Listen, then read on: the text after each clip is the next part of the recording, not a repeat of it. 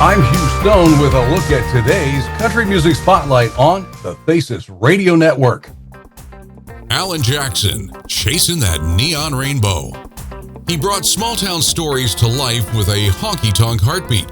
With that tall frame, his soft drawl, and a cowboy hat that never wavered, Alan Jackson reminds us all what real country music sounds like.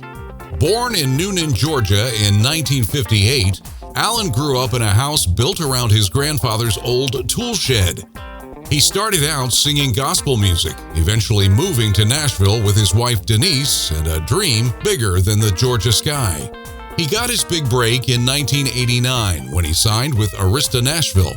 Just a year later, his debut album Here in the Real World dropped, and it was clear Alan Jackson was here to stay. Hits like Chattahoochee, Gone Country, and Don't Rock the Jukebox weren't just songs, they were events.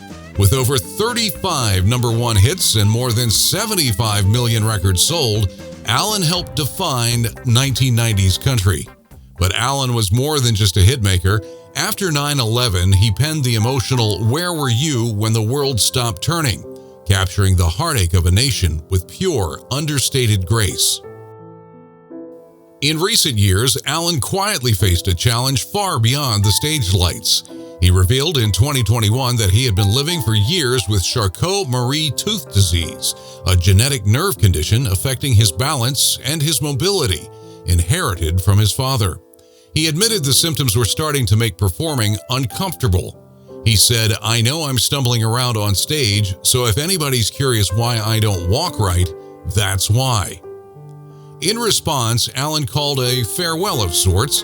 His last call, One More for the Road for the year 2024 to 2025, gave fans one last chance to hear his classics live while he announced his final show in Nashville in June of 2026, marking the closing of a legendary chapter.